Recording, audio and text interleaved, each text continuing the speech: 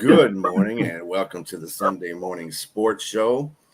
I am your host, Brian Arndt, and of course I got with me Jack Hirsch, Keith Engle from DJI Sports Talk, and James Martin. How you fellas doing this morning?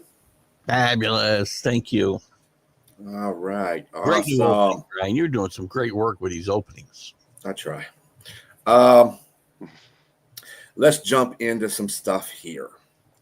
So I'm going to start with we'll start with some baseball. Your Brewers set franchise records with 14th straight win yesterday. That's awesome. They're hot. They're the hottest team in baseball right now. That's awesome for them, and they're just killing it. Do you think this continues, though? And I know, Keith, you have alluded to a couple of times that the Brewers kind of falter out by the playoffs or in the playoffs. Do you think that might be the case this year? I'm not seeing it, though. Listen, it's a good baseball team, and even those teams that faltered out in the playoffs were good baseball teams, so we won't know until we know. Will this continue? I think they'll lose somewhere before the playoffs start, probably. But, well, obviously, yeah. But actually, it would be a good thing if they lost a little bit. But right now, listen, the National League has suddenly gotten a little wider open, right? We keep talking all year long. We talked, and me too. Don't worry about the Dodgers. Don't worry about the Dodgers. Well, the Dodgers have got some problems, and I think the Brewers are as likely as the Dodgers or the Padres to come out of the National League right now, but they still have to go out on the field and prove it, and they have faltered in the past, right? We talk about history, the different teams, different that, but those things follow franchises around, whether you were part of those previous failures or not. So it's a good baseball team. They're well managed, well balanced. I think they play the game pretty much, well, let's say better than some other teams fundamentally. So I hope they do well in the playoffs. I don't have any towards the Brewers. Well, remember, I was just going to say, don't backtrack, Keith. Don't backtrack, Keith. I agree with you. To beat the man, you got to beat the man. LA's the team right now. They are. But again, there's some chinks in the armor, right? There are. Yeah, some 25 years ago, the Oakland Athletics won 20 in a row. So this is a similar story, and the Athletics got bumped in the first round of the playoffs. So I wouldn't look at the big picture with Milwaukee. They're going to be in the playoffs, and maybe finally they're going to get over the hump, not get eliminated early, make a run to the World Series, maybe win it. That's possible, but I wouldn't make them the favorites because they've won 14 in a row. And the way things work in baseball, when a team is playing this well, they're usually not going to continue anywhere near playing this well going forward. They're going to hit a bump where Milwaukee's going to lose, like, let's say, 5 out of 8, something like that, have that patch going forward. But it's good, Brian, you started a show with that story, because in reality, that's the biggest story, in sports in America right now, I think, winning 14 in a row. Well, at least in Major League Baseball. And let's be clear, the Dodgers they just reclaimed their division yesterday, so they're getting back on top. Yeah, they're getting back on top of stuff. Hopefully, by the end of this month, they'll be a stronger team. Astros retire Hall of Fame reliever Billy Wagner's number 13. How does everybody feel about that? I think it's pretty cool. I think it's a nice one. Listen, I was on the borderline with Billy Wagner in the Hall of Fame for a long, long, long time, and I finally got wore down and said, I guess he belongs. But he was a standout for 2 franchises, and he's probably the best reliever in Astros history that I can think of off the top of my head. So I think it's a well-deserved honor, and they haven't retired, every number like Jack and I talked about with the Yankees. They have yet to retire, 47 numbers like the Yankees. So they can afford to retire another one. The Yankees are a proud team. Numbers getting retired the way they are. I'm not sure how many years Billy Wagner played for Houston. That's who he was with the majority of his career, but he played elsewhere. And you take the Mets, for example. They retired Darryl Strawberry's number, and he was a Met for 8 years. I mean, I just don't see all these retirements and numbers like Paul O'Neill with the Yankees. It's a great Yankee, but yeah, you have team Hall of Fames for a reason. put these guys in the Team Hall of Fame. A number should just get retired for like the immortals. I mean, like we think about our teams, in all sports. And if you're from Detroit, Brian, Al Kaline, you retire his number. Hank Greenberg, you retire his number. And then it kind of becomes a little sketchy. You can mention one or two more guys. You can maybe mention an Alan Trammell, for example. But it gets to the point, just because the guy's had a great career with a team, it doesn't make him a legend and immortal. I mean, even the New Orleans Saints, James, I can't think of one player whose number should actually be retired. There should be a Team Hall of Fame.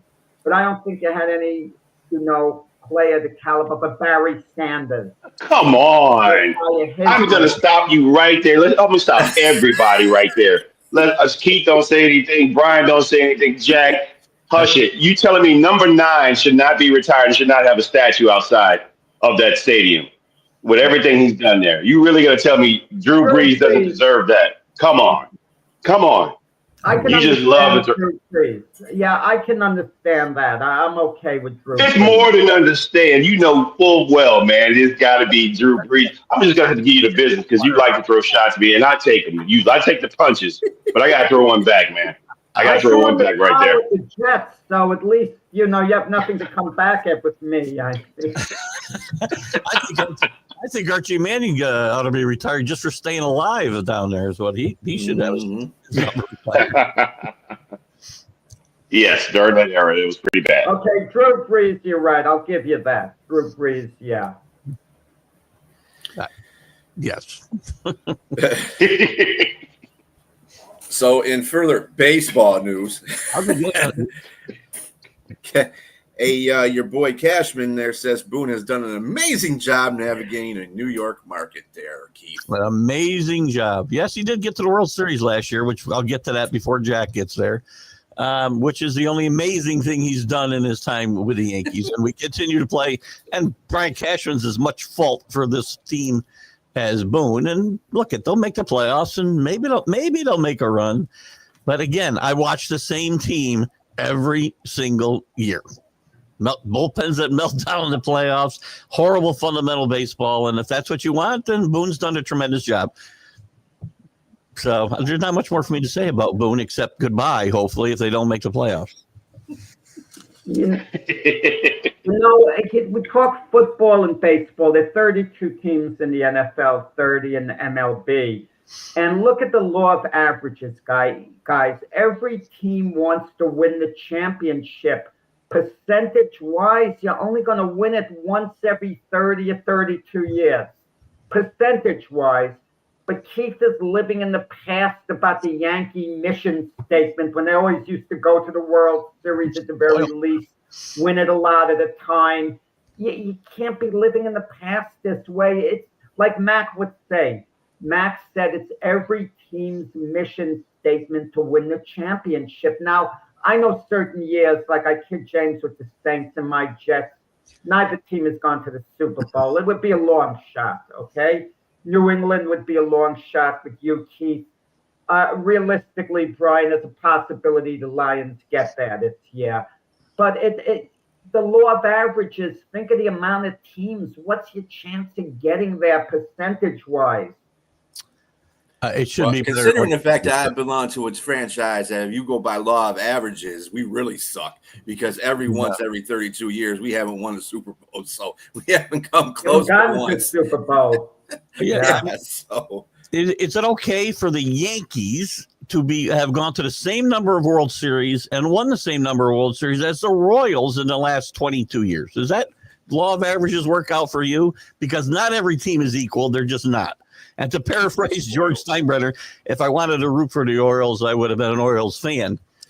He said that when he was about revenue sharing, by the way, when he had to give the Royals money in revenue sharing. He said, if I wanted to buy the Royals, I'd have bought the Royals. I bought the Yankees. Meanwhile, Keith gushes about how wonderful the Knicks are, and they haven't won an NBA title in 52 years. Well, I don't think that's okay either. I mean, that doesn't make it okay for Brett Boone, for Aaron Boone. This is why I'm never going to get Brett Boone or Bob Boone on my show ever, because I rip Aaron so bad. They don't even return my messages, for crying out loud. I wonder why. I wish they'd say drop dead, will you? Say something. Keith's got that spoiled New York Yankee. I am spoiled. Listen, I'm very clear. I've always said this. I'm spoiled, and I admit it. And I expect more. From both sides, you're spoiled. You got football and baseball. Your teams are have had great success throughout the decades. Not throughout my life, though. I mean, I spent 40 years or 30 years as a what if 30 years is when I could do what I was looking at as a Patriot fan before they won anything. So, but Keith, come on, you're speaking to two guys, me and Jack, and of course that have one championship each. In how many years, Jack, that they've been in existence? Yeah. Thank you. No, I agree with you, but I won championship. Yours with the out. Saints, mine with the Jets. Those seem to be overwhelming. As far those were extra big Super Bowl wins. Every Super Bowl victory is huge. Don't get me wrong, but the Jets with Joe Namath, I mean, who would have thought at the time when they won it and I was a kid, you told me I'd be a grandfather and they wouldn't be back in the Super Bowl. Can you imagine? You told me at the time going forward, you'll be a grandfather before they get back to the Super Bowl. And they won't even be in the Super Bowl by the time you're a grandfather. We might all be gone before they get back to the Super Bowl. Richard, don't ever say that. That it could be worse. You could be a Viking or a Bills fan. Yeah, my wife went to the Super Bowl. We haven't won a Super Bowl. We haven't been in it. We haven't even smelled a Super Bowl. I don't want to hear all that. All right, because the Vikings and the Bills been in 4. They might not have won them, but they've been in them. So I don't want to hear that. Nope, not hearing that today. I don't know, Richard. To get there and be there and not get the taste of that Lombardi, that's got to be painful. That has to be painful for those fans. I mean, the Vikings and the Bills particularly. Wow, especially that first one. I always used to think, and this is there. That's the point. This could be a question for the debate show. What is better, to be in the mix for 10 years, contend for a championship? You don't win it, but you're in the mix every year with a lot of hope, or to win it one year and then have such a dreadful team that has no future going forward, but you got that championship out of the way.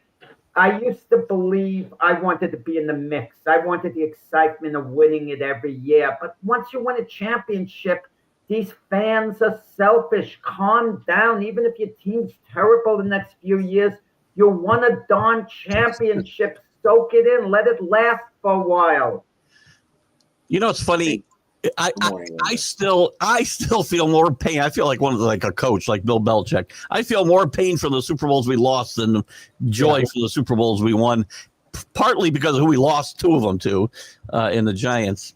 Which, by the way, off the subject, just a tad. Did anybody see the little video that Tom Brady put up about scripted NFL games? It's hilarious. You got to look for it. I'll give you a snippet. He's talking about people think the NFL is scripted and the outcomes are all predetermined. He goes, come on, stop. Do you think I would sign off on losing to Eli Manning twice in a Super Bowl? Get real. Hilarious. You got to watch it. It's only like 20 seconds long. That's actually very funny. So speaking of clownish stuff going on. Did we make that comment? NCAA. Let's first before we go into the bigger picture here. The Big Ten is discussing college football playoff move to 24 2018. Please. Are you effing kidding me? Are you kidding me? Really? Oh my God. I mean, the basketball's gotten out of control, and I get it. There's more teams, there's more leagues, and they're going to have more teams. They don't need 72 or 76 or whatever they want to go to. We don't need 28 football teams. There's only 130 or something, and you're going to put 10% of the teams. I'm sorry, 20% of the teams. Am I doing my math right? I went to Perth. I don't know. 20% of the teams in the playoff. Come on. It's just ridiculous. And this is just a way, and it's the Big Ten that's pushing this, right? So they'll get 7 automatic bids. The SEC will get 7 automatic bids. 2 at-large teams. Notre Dame better be really good every year, I guess, because there's only 2 at-larges in this scenario. It's crazy. And again, it's about money. And by the way, I have said the expanded playoff won't And I don't think it did last year. It hurt the regular season. I thought every week was huge, and there were huge games every week. You put 28 teams in, you're really going to hurt the regular season because the Big Ten and SEC season won't mean a thing. Some of these other leagues will, but not those leagues. Just got to be decent, and you're getting in. And I think you also increase the risk of injury. There's more games. That increases a lot. Why would you even do that? I just think obviously there's more money involved here. That's the number one thing. Clownish was the best thing. You said the right word when you brought that up, Brian. It's clownish.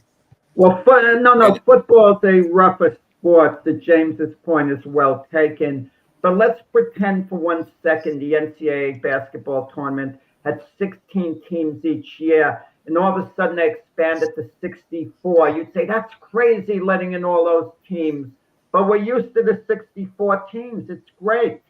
It's the best single tournament, I guess, in all of sports, the NCAA tournament. That's a good debate question, too. But I think off the top of our head, we'd say March Madness is, associated with the word tournament. They built and you get used to it in your football. You get on the NBA now, it seems like, with the play-ins. Look at the amount of teams that have a chance, at the tournament at the end of the year. That either. No, that sucks too. I agree, Brian. That's hockey as well. I think in baseball will be doing the same thing pretty soon. It kind of is. 3 wild cards. 12 teams in the playoffs in baseball's too many. It's all about more rev because playoff games are bigger. We can get bigger audiences. More, we charge more for commercial advertising. It's all about money. And how about we just? I'm never going back to where I want to be. But Jack is right. I am living in the past. It's okay to an extent, but things evolve over time. Think of all the games we can get to see now. I mean, all the college games, professional. It might not be our team, but in the past, it would be game of the week for baseball. Or football would have the 2 games on one after the other. Mm-hmm. Now you could see every darn, sporting event.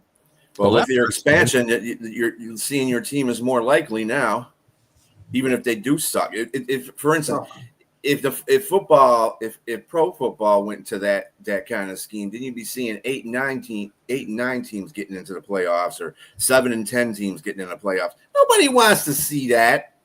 Nobody wants to see that. Come on. We already have that possibility now with the number of teams in the NFL. Right. And have they talked about adding another team recently? Or am I missing another 2 teams? Yeah. I mean, come on. Yeah. I mean, every 5 years we get a 8. Well, we just went to 17 games not long ago, but we had 7 and 9 teams in. I don't know, twice within 10 years. At one point, it's crazy. You do it in college football. It's just watering down. It gets teams like OSU chances to get into a bowl game.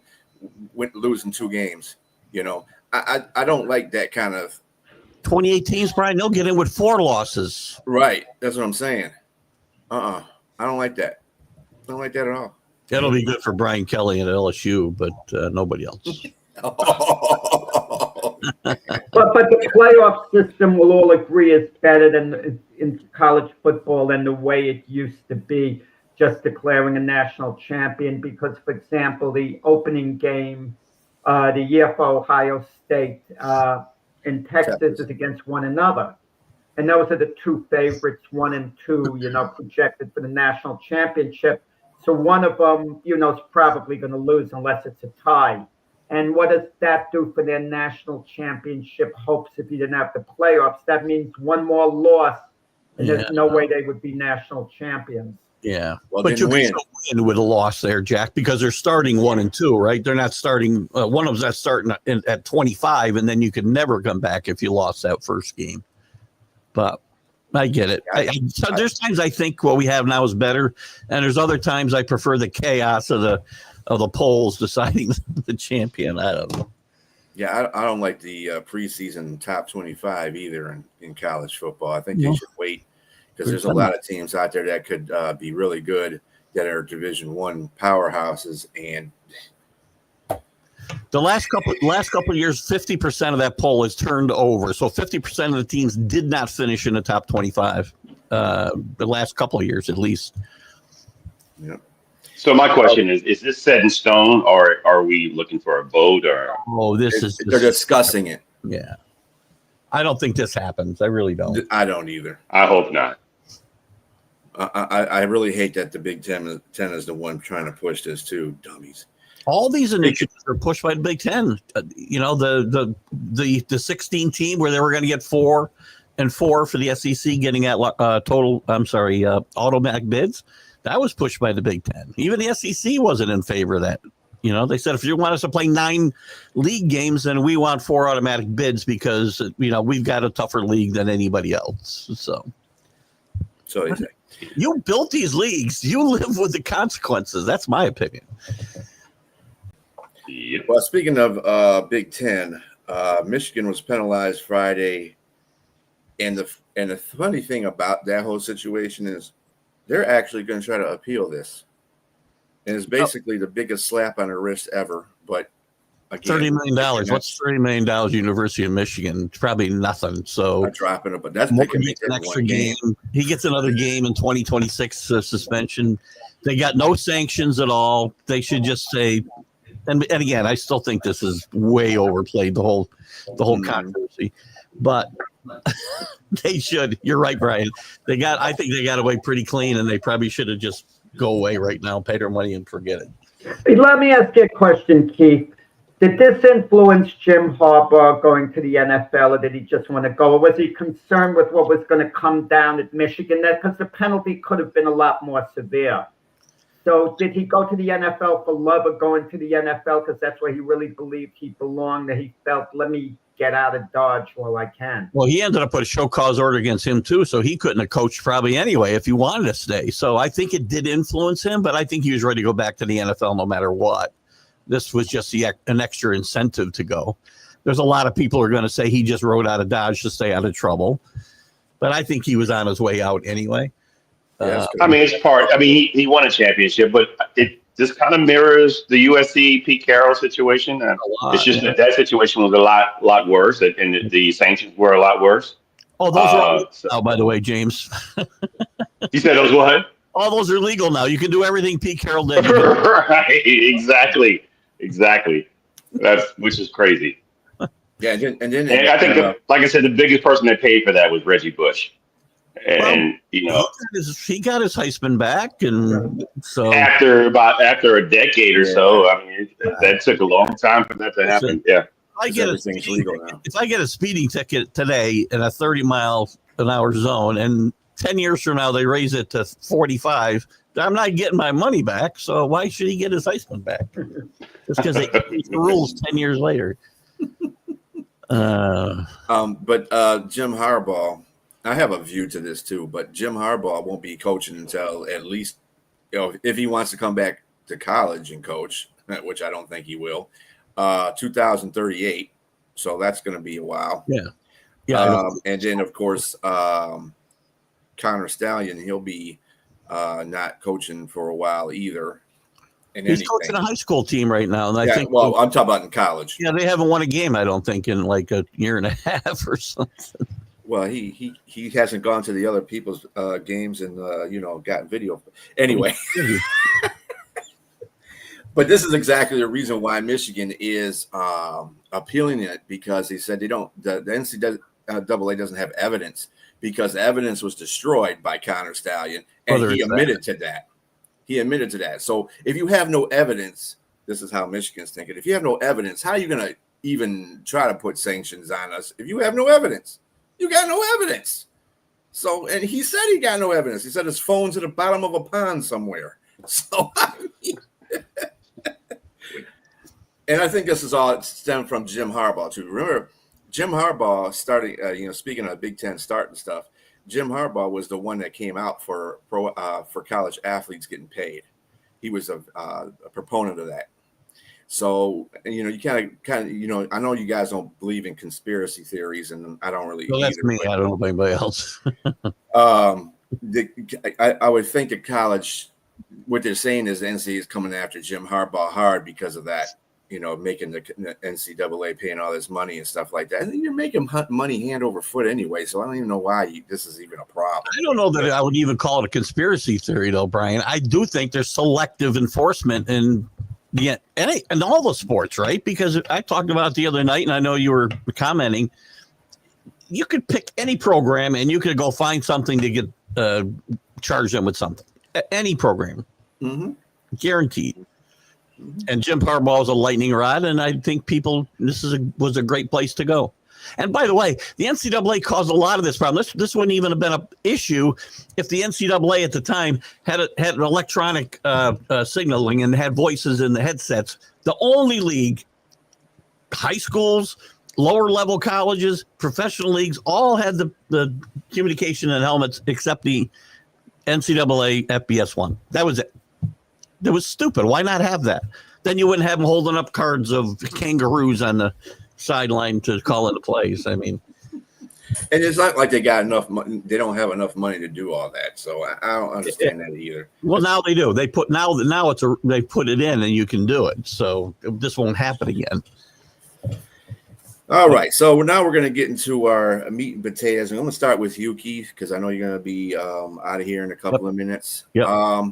How did you view your preseason game with the Vikings?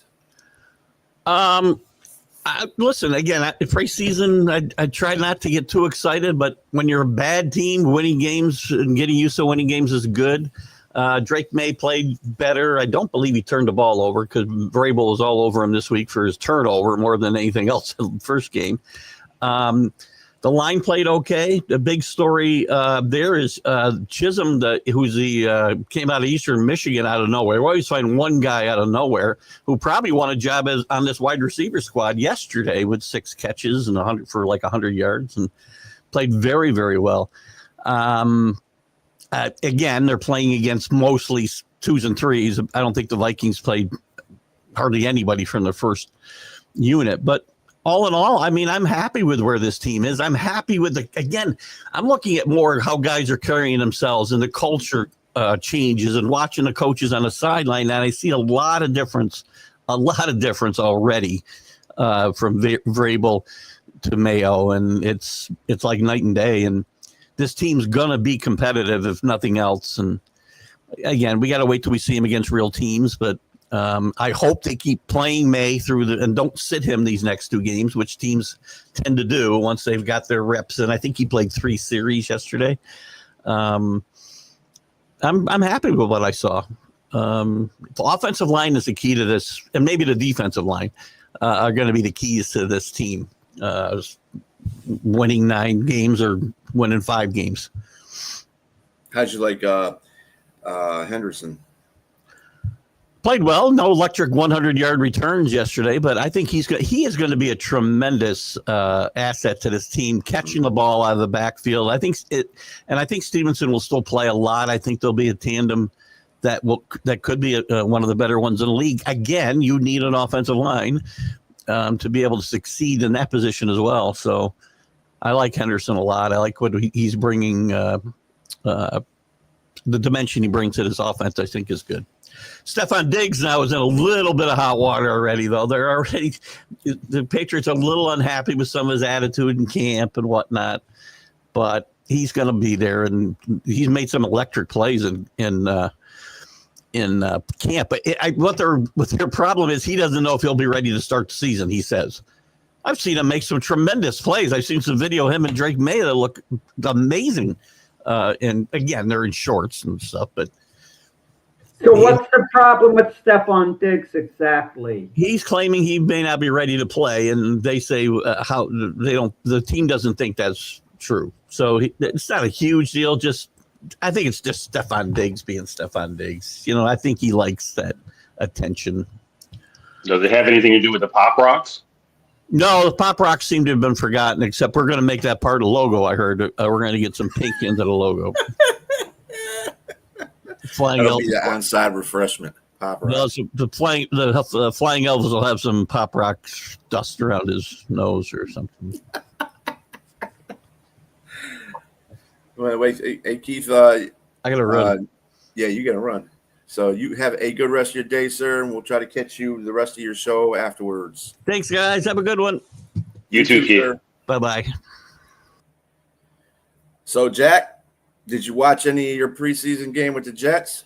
Yeah, I saw the Jet Giant. It was boring. I hate exhibition games. And this Jet team, one word to describe them, dull. They're really a dull team. The offense is totally out of sync. And Justin Fields, can he be a competent NFL quarterback? I suppose he can manage a game and he can be okay, but he's never going to be a difference maker. He makes plays with his legs, but in fairness to him, the Jets don't have another number 2 wide receiver. They have Garrett Wilson, and they have a bunch of other guys, basically. And Garrett Wilson was Fields' college teammate at Ohio State. They should ultimately be able to connect together because they did it before in the past. Then there's the strange situation of Breece Hall, who was an outstanding rookie, not so good his second year. The Jets wouldn't sign him to a contract, an extension the way they would Garrett Wilson and Sauce Gardner. So he's a bit unhappy, and the fan base might want Braylon Allen to be the featured back instead of Bryce Hall. So it's kind of all iffy there. And I just don't see them as a team that's going to generate a lot of points this year. I mean, are they going to be terrible? No, but I just see them being something along the lines, I've said it before, like 7-10. They were 5-12 last year. So what do you tell your fan base with Aaron Glenn as the new coach? Well, we improved a couple of games. You got to give Aaron Glenn time, which I suppose is the right way to go about it. But I just don't see the future, like 2-3 years from now. What exactly are the Jets doing to take a leap forward? You get that sense. You were talking about the New England Patriots a little while ago with Mike Vrabel. They're not going to be running on a treadmill in a couple of years, that they are going to get better. Maybe not so much this year, but they're going to lay the building blocks this year. And by next year, they'll have a winning record at least and, be a playoff contention team. And then 2 years after that, so they'll be a Super Bowl contender. You don't get that feeling with the Jets. I mean, I know Aaron Glenn is a former Jet. I have a good read on him. You have probably a better read on him, Brian, when he was the defensive coordinator for the Lions. I just don't know, is he going to be a difference maker as a coach? Because I'm not optimistic going forward, even past this year. Well, I mean, it's the same feeling that we had in Detroit when Dan Campbell came in there. Same exact feeling. And we started out the season. I mean, we ended that season 3-13-1. So, I mean, and it was shaky from that point. But as long as the owner still has faith in the coach and the coach is implementing culture as he did as he went along, meaning Dan Campbell, Aaron Glenn is in the same mold. He can do that as well. And as long as you're patient with him, that Jets team will get better. And like I said, right now, you might think it's boring because all they're basically doing, running the ball is their key element right now. And passing is not so much. Although I do like Adrian Martinez. That dude is a good quarterback. He played in the UFL. He won a UFL championship, and he was on the Lions as well. So Aaron Glenn's got some familiarity with him. And they were talking about it. I was watching the Giants telecast of it, not the Jets. So it was kind of more. Well, they're going to put him on the practice squad. He might not make it to the. That dude should be like a second string quarterback. Tyrod Taylor's going to be coming back. You're not making Tyrod Taylor the third string quarterback. Tyrod Taylor. Tyrod Taylor's kind of like a quarterback coach out there. I still think it's better than This is what gets me, and I don't know whether James agrees with this. The Jets. I hate to go down the Shedeur Sanders route. They even talk Billy and Gabriel if you want. The Jets could have or should have drafted a young quarterback. I'm not talking about in the first round, but they should have with their first pick. But they could have had Shedeur Sanders even the third or fourth round. But you got the feeling, we didn't want to hurt Justin Fields' feelings. We want to give him that air confidence that you're our guy. And if we draft a young quarterback, it means that we're questioning you. So they want to give him Justin Fields a vote of confidence. Well, I mean, there's history. When the Redskins at the time was their name, they drafted RG3 in the 4th round. They drafted a quarterback, Kirk Cousins. After the Buccaneers won the Super Bowl with Tom Brady, they drafted Kyle Trask with their 1st round pick. It was something like number 30 or whatever. But the idea, I don't understand the Jets. They're putting their full faith in Justin Fields going forward, like he's their franchise guy in a sense. They didn't give him that type of contract. It was a 2-year deal.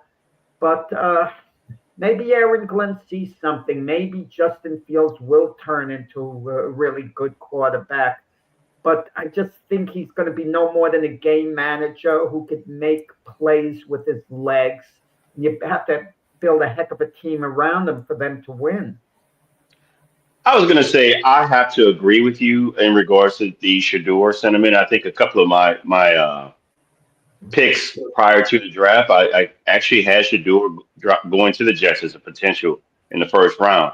And now hindsight 2020, obviously you need an offensive line. I think the guy that you picked, but that wasn't a bad pick. That was actually a very good pick. And so far it looks like he's playing pretty well. But 3rd, 4th round, I mean, again, hindsight 2020, he was still there. You could have taken him, and this is a guy that's confident enough to play in New York. New York media can be brutal, and I think this is probably a guy that can take that. And I think also they would have brought a lot of media attention to the Jets. Not to say that they don't have it already, but it would be up there with the Aaron Rodgers play time, regardless of whether it was good, bad. Shador is primetime news. And I think this is somebody that you can consider as your franchise quarterback. And he's going to be somebody's franchise quarterback, I think. And I think a lot of teams are going to miss out. But I want to go back to what you were saying about your team as far as not knowing what you're going to be and maybe you be competitive. I think being Aaron Glenn has his defensive background, I think he's going to revitalize what you guys have in your defense. And I think that's going to be the key to keeping your games competitive and close and having your defense back with Quentin Williams in the middle. They're going to be, I think they're going to be getting Sauce Gardner getting his money. I think he's going to be motivated to show that last year was a fluke. He's still a shutdown corner. I think he really is still. I think he's going to bounce back as well. Some of that was injury related. And I think the Jets are going to be a little competitive. And I agree with you that there's no second option. And I think Justin Fields having his relationship with Garrett Wilson in college was good because he also had Chris Olave. He also had some other guys, that were really good on the field. So you had the options to throw to these guys. It's going to be a lot tougher because you only have Garrett Wilson on the field but Mason Taylor is an option. I'm going to just give you, a little nugget there. He's going to be a safety blanket for Justin Fields as well because he's a really good tight end. And I think that was a good pick by you guys in the 3rd round. So I'd be optimistic about it, Jack. I wouldn't be optimistic about hopes of going to the playoffs, but maybe potentially having a winning season. I think there's a potential. I mean, you guys have a good sound structure on defense. And again, you have a head coach that's a defensive minded coach and running the ball. I think Brees is going to come around. I think your offensive line is going to be a lot better. He's going to play. He has no choice but to play. He's just whining about the money and not getting paid. Well, go out there and prove it. He's going to have to go out there and prove it, and I think he will. Brees Hall is an excellent player. He just had a bit of an injury bug, and I think part of that was your poorest offensive line. But I think your offensive line is a lot better. So both he and Braylon should be a really good tandem. So running the ball, controlling the clock, and having a good defense, that's throughout the season, the year, the decades, that's been a great formula to sustain games and wins and keeping the coach's job. So I think he'll have enough to be able to go into the next season and be ready. And you guys can do some more and add more to that team. But I think you'll be competitive. But you mentioned college quarterbacks with their receivers. We were talking about I mean, that's the reason I guess the Bengals drafted Jamar Chase instead of Penny Sewell to reunite Joe Burrow, who probably had something to do with it. He hooked up with without a the doubt. receiver in college, and that's worked fabulously. A+ for the Bengals, and the Lions came off pretty good at that too. It worked out for them with Sewell. But then you look at Devontae Adams going back to the Raiders, with Derek Carr, his college quarterback, and they didn't connect there, when they were back together in the NFL. Not true. Not true. Devontae had statistically one of his best, if not his best year with Derek Carr. But the problem is what I will agree with you is that they didn't win. And obviously and that's the same year that Derek Carr got benched. And of course his unceremoniously exit from the Raiders. But other than that, if you look at it, again, you're right. I'm a numbers guy. I thought about you this morning. A lot of short passes. It looks good. It adds the stat 1,500 yards, Jack. 1,500 yards. It's still a phenomenal season, man. That's crazy. I just think you can't. I'm not going to throw again. Derek Carr didn't do great with the Saints. Devontae Adams is older and he whines a little bit, but he's a diva. But I am going to give credit where credit is due. They both played great individually, statistically. As a team effort, that's a whole nother story. Now, how did you? Now I know you watched the game between the Jets and the Giants there, Jack. What did you think of the Giants, Jackson Dart? I like him a lot. I really like him a lot, and he looks really poised. But again, these exhibition games. You're not. I mean, this is my philosophy always. He's the future quarterback of the team. I'm a big believer in you get a rookie quarterback, you play him as long as he can pick up all the mechanisms of the playbook, and he has the playbook mastered. You learn by playing. You don't learn by being on the bench. I used to argue with Mac about this all the time. It doesn't mean I was right or he was right. It's always a matter of opinion. He was a big believer a quarterback should sit a year and learn, and you could point out to one of the all-time greats, Patrick Mahomes. He sat a year behind Alex Smith. He carried the clipboard, but the Chiefs were an established team. Alex Smith was an established quarterback. You could have played Patrick Mahomes right off the bat. Did Patrick Mahomes learn a little that year? I'm sure he did. I'm sure it benefited him somewhat. But I think it would have benefited him more playing, kind of getting it out of your system. I think you maybe protect a rookie quarterback if you have a terrible offensive line, a bad team. You don't want him to take a beating. You're putting him in a bad situation. I can understand you're protecting him then. But hey, Linda, how you doing? Yeah, Linda mentions the clipboard. Mac and myself, how you doing, Linda? Like I'm saying, I don't. Maybe Mac was right.Maybe I was right. It depends on situations, I guess. What do you think about the situation with Steve Young? Steve Young sitting behind Joe Montana. Wasted years, James, sitting behind Joe Montana where he could have been playing. He gained nothing there outside of a couple of Super Bowl rings, which is nice even as a backup. Don't get me wrong. But Joe Montana was kind of rotting away there in that situation. It wasn't, what? It's Steve Young. Did I say Joe Montana? Yeah. Sorry. Steve Young as the backup was just wasting his time. He was too good to be there as a backup. It didn't do Jimmy Garoppolo any good sitting behind Tom Brady all the time. Not that Garoppolo was ever an elite quarterback, even though he nearly won a Super Bowl. It depends on the individual. But I believe you learn by playing. There's no substitute for playing.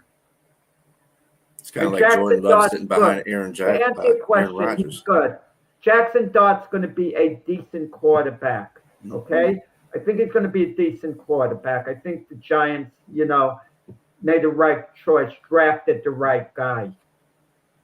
Yeah, I mean, of course, again, I was listening to the Giants telecast of the game, So it was obviously biased toward the Giants. But one of the Phil Simms was one of the commentators on there, and he was saying that probably Jackson Dart has been playing the best football. Granted, again, what Jack said, that he's been playing, against 2s and 3s and stuff like that. But I mean, he's not a number 1 quarterback anyway. He's a 2 or 3 of himself. So based on that, they said he's probably playing the best out of any quarterback in the league right now. Of course, this is Phil Simms and this is the Giants. So I mean, I don't know what you feel about that. He has looked good in both of his, really good in both his preseason games. You can only do what's put in front of you. And whatever they're putting in front of him, he's showing that. I mean, he may have had a couple of issues in the first game, but he got that out of the way. He's actually playing some really good ball. And so, it is what it is. I think, obviously, they're going to show you vanilla defenses, to play against. But you can only do, again, what's put in front of you and take advantage of what's put in front of you. And so far, he has. And speaking of quarterback battles that are going on, Dillon Gabriel got the start for Cleveland, and he did okay. He did throw that 1 pick six, and that really wasn't. When I looked at that play a couple of times, I was like, why were there 2 receivers right there? And Stefanski actually picked up on that too. He said, I don't know why were there 2 receivers there. They ran the wrong route. And then the cornerback just came right in between both of them and picked the ball up because they didn't know what was going on, the 2 receivers, obviously. So, I mean, I can't put that totally on Gabriel. I mean, he was the one that threw the pass and got picked off. But the point of the matter is there's a lot of engineering that goes along with that. So, but he did decent. Did I think he did better than Shedeur? No, I think Shedeur should be ahead of him still. You want to know something? Everyone is doing well to an extent, these quarterbacks in these exhibition games. Look at the Miami Dolphins. Their 2 backups. Quinn Ewers has a bounce-back game. He plays really well. Zach Wilson plays really well yesterday. I mean, and Zach Wilson was given his opportunity in the NFL. This is now his 3rd team, the Jets, the Broncos. He's battling for the backup position with the Dolphins. And the truth of the matter is it's where you're drafted in this league. Take a case like Jameis Winston. He's the forgotten guy on the Giants. He's on their roster. I don't think they'll cut him because they gave him some guaranteed money, so I think he'll have a roster spot. If Jameis Winston was not the number 1 overall pick in the draft in the past, I think he'd be out of a job. But once you're drafted that high, it's like having a gold card. It allows you to bounce around team to team. And also he flashes. I mean, last year he flashed when he's with the Cleveland Browns. I mean, was one game he might have an A game, and the next game he has a great F. And so that's just been his career. That's why they call him 30 for 30, because he throws 30 touchdowns and then throw 30 interceptions. Yeah. So you just never know what you're going to get with Jameis. But to have him as a backup, in a pinch that he can get in the game and light fire to some defenses. Because I can see why he's still on someone's roster and taking up a roster spot, because he can do it. But at this juncture now, looking at where he's at, it's probably as a backup, not as a starter. Going back to like what you said, Jack, I agree with you. A lot of the quarterbacks, we can say Stetson Bennett. He threw for 324 yards and 3 TDs and 1 interception. Again, yes, you got to take that with a grain of salt. These are 2s and 3s they're playing against. And we kind of know where Stetson Bennett is prior to that. But he's on a roster for a reason. And so he took advantage of what was given to him. And so in regards to Dillon Gabriel, I like what I saw from him. I watched the game again just to see what he did. He was on point with a lot of his throws, and he's very accurate with his throws. And so, 72.2% is incredible. The 1 interception that he was credited with 2 turnovers. The fumble as well was his as well because of the exchange.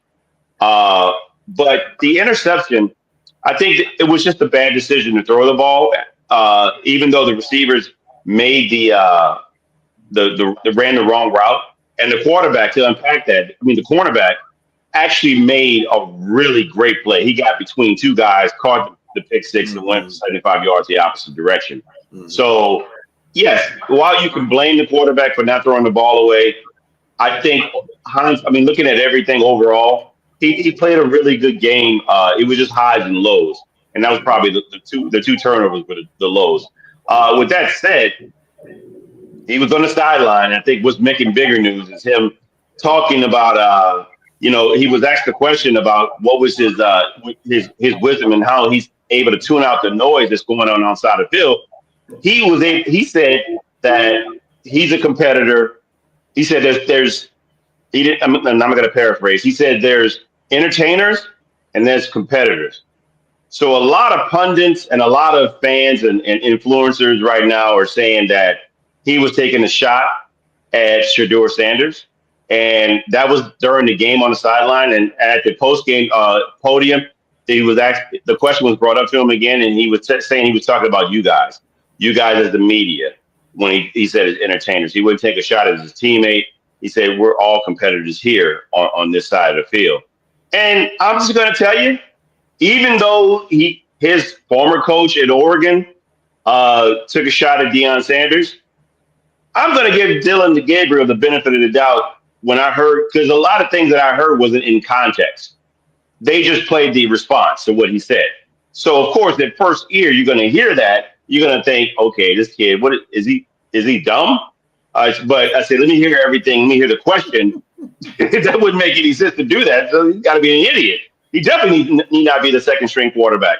But it made sense when I heard the question. I said, okay, when you hear things in context, it seems like he's actually talking about the media, not his teammate. Yeah, he may have been thinking of Shedeur. I mean, Shedeur may have crossed his mind when he said it, and then he thought he's not going to say I'm talking about Shedeur. We don't know how friendly these quarterback rooms are. They portray an image of all the guys getting along. And even before Shedeur was drafted, he says, I hope wherever I go, we could have a really nice quarterback room. We could all get along. We could just compete, but we could all be friends. And I think Shedeur meant it, in that sense. But and then we get critical of a guy like Ben Roethlisberger when the Steelers drafted Mason Rudolph. I'm not going to help him. It's not my job. That sounds cold. Is it a terrible thing for a quarterback to say, look, I'm not here to be friends with the other quarterbacks. This is my job. We have a competition. It's my job to beat these guys out. I want to crush them during practice because I want the job. This is my livelihood. If they ever said that, we'd say, well, he's not a team player. He's not this. He's not that. So all these quarterbacks are making nice with one another. Listen, if you're an established franchise quarterback, you could afford to make nice because you're not going to be threatened by any other quarterback, any backups that come in. Patrick Mahomes, he doesn't have to look over his shoulder. Josh Allen. If a backup quarterback came in and, started trying to ruffle things up a little bit, those guys, Mahomes, Josh Allen, could say, just shut up, otherwise I'll see to it that you're off the team. That's the power they wield. But we heard about that with Joe Milton with when he was on the Patriots before he was traded to the Cowboys. According to Keith Engle, he was a clubhouse lawyer saying he was better than Drake May, and that was a reason to get rid of him. You can't start taking shots even indirectly at your franchise quarterback. Well, that's proven to be emphatically. That's been proven right now to be emphatically incorrect because he's looking horrible with the Cowboys right now. Now, with that said, some of the great quarterbacks have said that, Jack. We can go all the way back to Brett Favre with the drafting of Aaron Rodgers. We can go recently with the Cleveland Browns. Joe Flacco has come out and said that I'm not here to be. I agree with them. I love the fact that these quarterbacks say that because at the end of the day, they got to go home and take care of their family. They got a job to do. And I'm trying to be the best that I can so I can maximize the best potential of the amount of money that I'm going to get paid as well. And this guy, he's not coming in to be my friend. We're not trying to exchange jerseys. I don't want to exchange jerseys with you. You're trying to take my job. So you can keep your jersey. I don't need it. I need this job to be as the quarterback. So, yeah, I'm not trying to be your friend. At the end of the day, we're not going home playing checkers. That and we can hang out maybe at some point, maybe when we retire. But for right now, I'm trying to be the man. So I don't want to hear that. So yeah, you're right. The younger players maybe are hearing that, but it's mostly with the older guys that are saying that. But I was surprised that I heard that from Joe Milton. I didn't hear that, but because Joe Milton is not good. Yeah, I wish he'd say something like that about Dak Prescott, because that'd really get him fired from the team. I think a bigger storyline in the NFL, as far as the quarterback positions go, are the backups to a large degree. I mean, who's going to merge? Like I said like a moment ago, Quinn Ewers is Zach Wilson at Miami. You mentioned Brian, you wanted Adrian Martinez. Make him the backup to Justin Fields, the primary backup over Tyrod Taylor. I don't agree with it at this point. Maybe I forgot about Tyrod Taylor though. At some point, you got it going at Detroit. Hendon Hooker.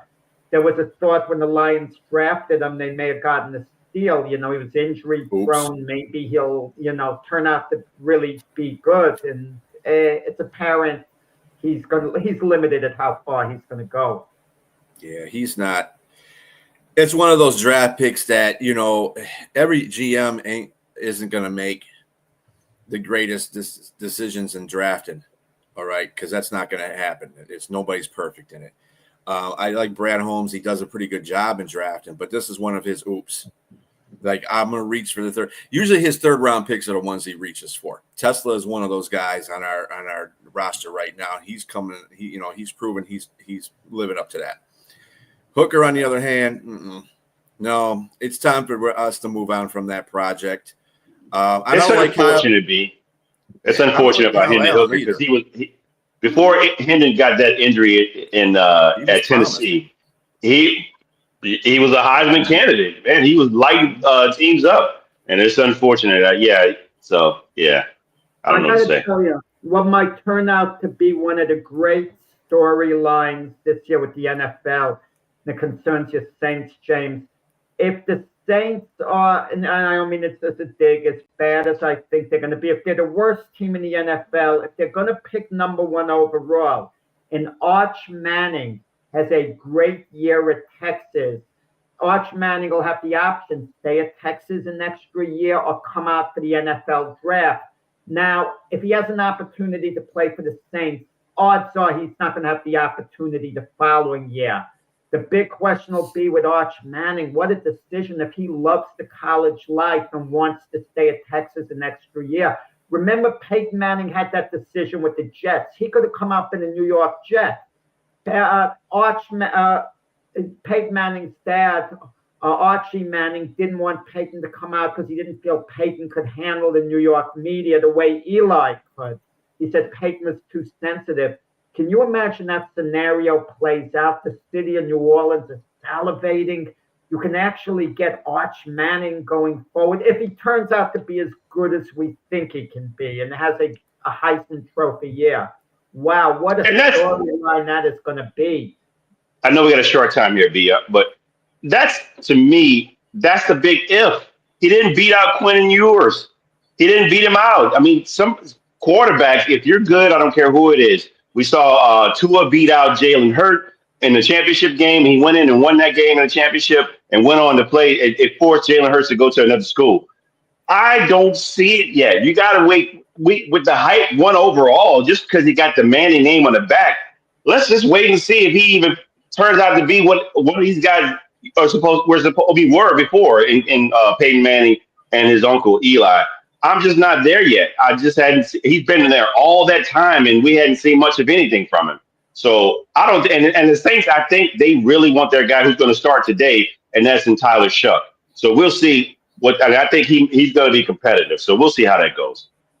And in closing today, we do have two preseason games left, and that's Jacksonville Jaguars at the Saints. Buffalo Bills at the Chicago Bears. So if you want to tune in and watch those, one's at 1 o'clock. The New Orleans game is at 1, and the Chicago Bears is at 8 p.m. Who is going to stay up at 8 p.m. and watch it? Come on, NFL, stop. Anyway, on that note, we are out of here. Everybody have a great rest of your Sunday. For Jack, James, and myself, have Hey, good one. We'll see you next time.